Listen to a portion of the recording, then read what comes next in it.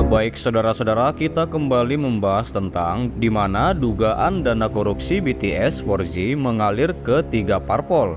Tak lama setelah didapuk sebagai PLT Menteri Komunikasi dan Informatika, Mahfud MD membeberkan temuan baru aliran dana korupsi yang menjerat Menteri Kominfo Johnny G. Plate.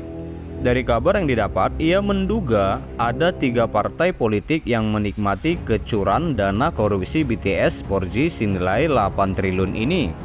Ya, saya juga dapat berita itu dengan nama-namanya.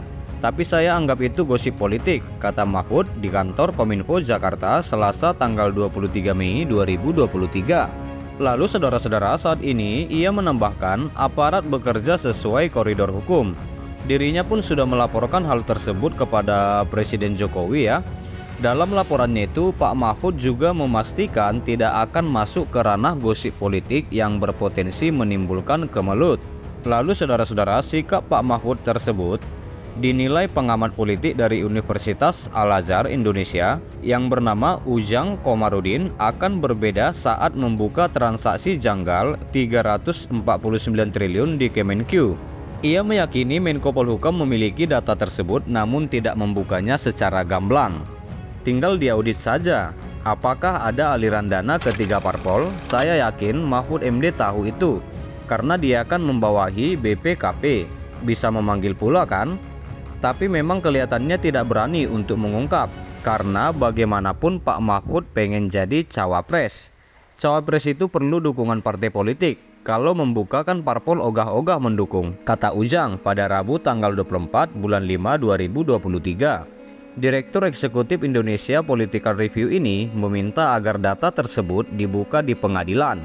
Lantaran hal itu akan membuat dugaan aliran dana tersebut menjadi terang benderang. Kan semuanya harus ada bukti hukumnya.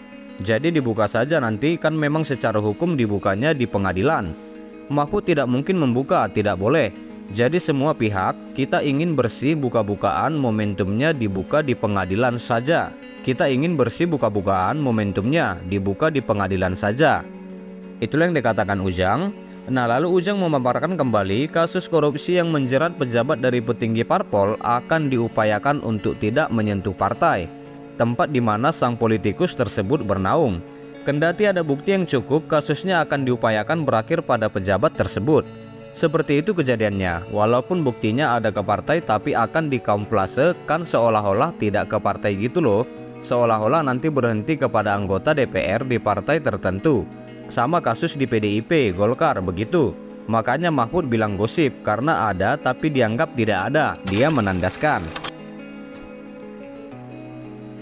Sementara itu, pakar hukum pidana Suparji Ahmad berpandangan kasus korupsi yang menjerat pejabat dari kalangan petinggi parpol menjadi problem dan kerap terjadi. Ia mengungkapkan partai secara kelembagaan ada 2 undang-undang yang harus diperhatikan, yaitu Undang-Undang tentang Pemilu, tentang kepartaian, termasuk juga kaitannya dengan tindak pidana korupsi. Nah, kan ini di dalam tindak pidana korupsi itu kan bisa dikenakan terhadap korporasi. Apakah kemudian partai politik itu bisa dikonstruksikan sebagai korporasi juga?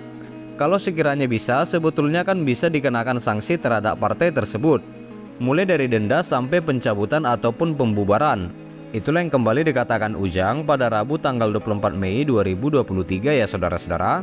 Jadi ini kalau mekanisme dalam undang-undang korupsi bahwa larangannya kan barang siapa memperkaya diri, orang lain dan korporasi. Nah, korporasi ini apakah termasuk parpol? Kalau secara umum sebenarnya bisa dikenakan tentang itu, Suparji menambahkan. Dia mengungkapkan dalam mengusut dugaan dana korupsi BTS 4G mengalir ke parpol dapat dilakukan. Aparat penegak hukum dapat memanggil saksi-saksi, mengumpulkan surat bukti, memanggil para ahli, kemudian dilakukan analisis hingga memperoleh petunjuk. Alat bukti kan itu dipanggil surat, ahli, petunjuk, dan keterangan terdakwa. Nah, itu saja cara mengidentifikasinya, tegas dia kembali ya. Nah, dia pun meyakini Kejaksaan Agung dapat menyelidiki dan menuntaskan perkara tersebut. Para penyidik dinilainya telah memiliki jam terbang yang tinggi dalam menangani berbagai kasus besar di Indonesia. Ini kan menjadi momentum yang baik ya, membuktikan komitmennya dalam memberantas korupsi. Jadi tinggal dilihat saja aliran dananya. Saya kira dapat dilakukan selama ada komitmen teguh.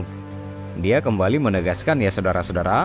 Nah lalu Suparji kembali lagi menegaskan dalam penegak hukum harus berdasarkan barang bukti dan alat bukti. Karena itu ia meminta agar masalah ini ditelusuri lebih jauh lantaran bisa saja gosip ini akan berujung pada kebenaran hukum.